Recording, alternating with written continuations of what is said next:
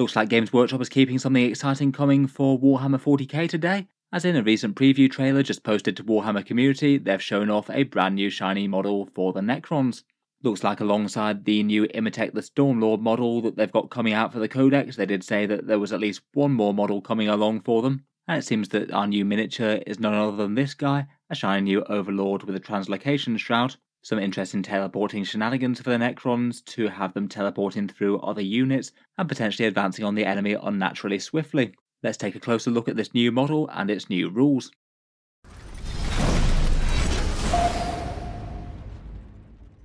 Hello and welcome back to Auspex Tactics, where it seems to be good news today if you're a Necron Overlord waking from their slumber. Seems that as Games Workshop had built, the Necrons aren't just going to be a single character release codex, they've got at least two coming along with Imitate the Stormlord and this guy. An interesting new buffing rule for the phalanxes to move up the board, and one of the rumour engines that we talked about on the channel appearing to be answered. This new guy isn't a special character or anything for the Necrons, it sounds like he's just a generic Overlord, and one that's equipped with this teleporting weirdness that is a Translocation Shroud. I feel like out of miniature choices that they could have released for the Necrons, this one's maybe a bit of a curveball. They've certainly got a whole load of resin characters that haven't made their way into plastic yet. It does sound like their hints implied that a few of the datasheets would be cut, so I'd guess that not all of the resin things are going to make their way into the new book. The model I think is kind of fun, but I feel like it might be slightly divisive among people. It's basically going for a bit more of the Necron's physical pixely type effect type thing that represents their quantum shenanigans. This one's supposed to be representative of this guy phased half in and half out of reality. You can see that his warside thing is partly vanished along with part of his legs turned into pixels and things. Looks like he's either emerging from being transmitted across the battlefield or zooming off again into dimensions unknown.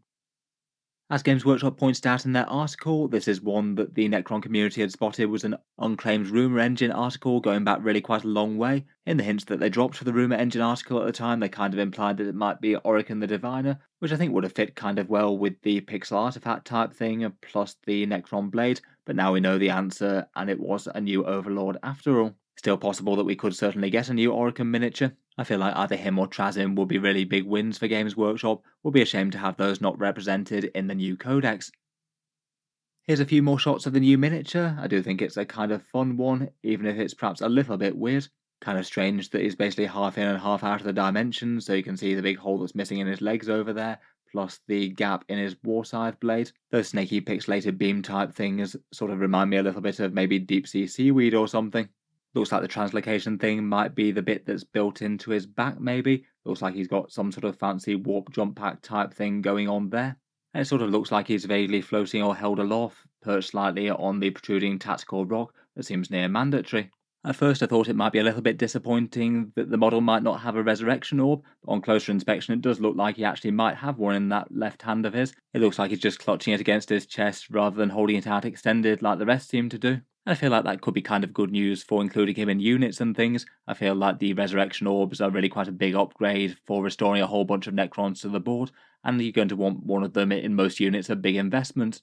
I feel like that's kind of good news for him in game if that is so, and that is what he's holding.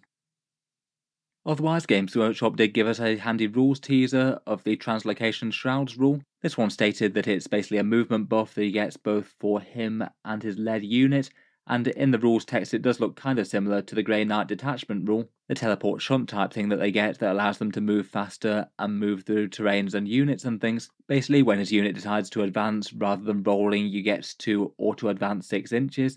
So I guess that means for him and his unit to be going 11 inches, which is quite respectable movement distance for Necrons. That should allow them to quite comfortably jump straight onto midfield objectives turn 1 if desired. Then the other part of the rule is that just all the time you get to also move through units and terrain features. Maybe not quite as vital that one, given that infantry models tend to interact quite nicely with terrain anyway. I guess on occasion it could be handy to jump the other side of enemy units perhaps. And I guess it's not the worst for thwarting desperate escape as well if the opponent happens to have you completely surrounded.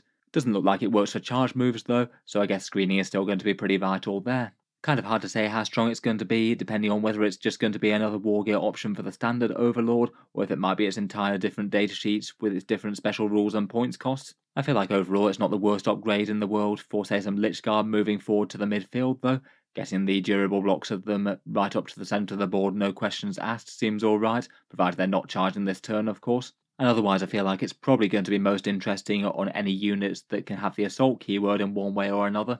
You could have it with the Necron Tesla Immortals potentially. They could advance and still fire off their infantry killing Tesla shots. And you can also activate the assault keyword as well just for 1 CP via the Southern Storm stratagem, which is maybe a little bit more niche regularly. That one could kind of make it an interesting enough delivery system to get the fairly savage Gauss Reapers in range. I feel like it's definitely a rule that needs a bit more context though. For all we know, some of the other Necron detachments that are coming in the Codex might allow easy advance and damage options. If there's anything that allows you to advance and charge, and that could be really quite big on Lich Guard with this guy. And we do know that there's a Necron formation that's coming with some teleport tricks. Overall, I think it's really quite a fun model though, and I'll be interested to hear your guys' first impressions both of the model and the rules. Otherwise, for the Necrons Codex, Games Workshop has given us a few other previews. These were the ones that came around about 3 weeks or so ago now. There's the new miniature for Imatech coming, which I feel like is pretty representative of his old one. Looks the part, though maybe nothing particularly bizarre or exciting like the Translocation Shroud that we just saw. Probably best to have some more standard looking ones though. And it'll be interesting to see whether or not they do anything with his rules as a result. At the moment, he's got some okay melee damage and farms command points, that doesn't really do that much for his squad. These are the details that we know about Codex Necron so far. The article mentioned that they'd be the 4th Codex, implying that they could be after AdMech, and they were previously billed as Winter 2023. Games Workshop tends to be a bit loose with their timeframes on that sort of thing. It could be in December, or it could be sometime in January. The detachments within are going to be the Canoptek Court, the Hypercrypt Legion, which will be teleporting centered, the Annihilation Legion for destroyers and flayed ones, and something called the Obeisance Phalanx. Sounded like that was kind of implied to be character focused, though that's probably the most mysterious so far. They stated that there'd be 47 datasheets in the Codex, which looks like we're losing around about 3 or 4 from what we've got now. Things like the regular Necron Lord, the Locust Lord, and the other Finecast characters are the ones that are marked most at risk. Seems like at least some of the Necron character roster probably won't make it into this book. Finally, for the rules previews, we got a few things from the Hypercrypt Legion and one Annihilation Legion enhancement. The Hypercrypt's core rule is basically allowing things to teleport back into strategic reserve at the end of the turn, so things pinging on and off the board Grey Knight style, and that could be kind of big for Necrons that tend to be a slightly lower mobility army for the most part. Otherwise, they showed off one stratagem that was a fairly expensive 2 CP one to jump Necrons back to the monolith. Could be big if it winds up saving a unit, though at 2 CP it's going to be a pricey investment compared with other things. Hopefully there's something that allows things to do advancing and dealing damage to help out the Necron Overlord perhaps. Finally, the Annihilation Legion enhancement is a 4+ chance for models in the unit to fight in death. Could be okay if it's cheap on something like Lich Guard or Scorpex maybe, that maybe doesn't feel quite as exciting as the ones from the Awakened Dynasty at the moment. Let me know what you're thinking of the Necron Codex so far though, and in particular this guy with the Translocation Cloak. Would you be tempted to pick him up either for his rules or his model in the new book? I look forward to hearing your thoughts down in the comments. If you've been enjoying all the videos on the channel, I would just like to mention that Auspex Tactics does have a Patreon page as well, and you can find that linked in the video description if you'd like to help support. Channel patrons do get a fair few advantages, seeing certain videos early, regular votes to see what sort of things happen next on the channel, and automatic entry into the regular prize giveaways with a chance to win some big model kits each month. If any of that sounds good to you, or you'd just like to help support, the link is down in the video description. In any case, a massive thank you for listening, and I'll hope to see you guys next time.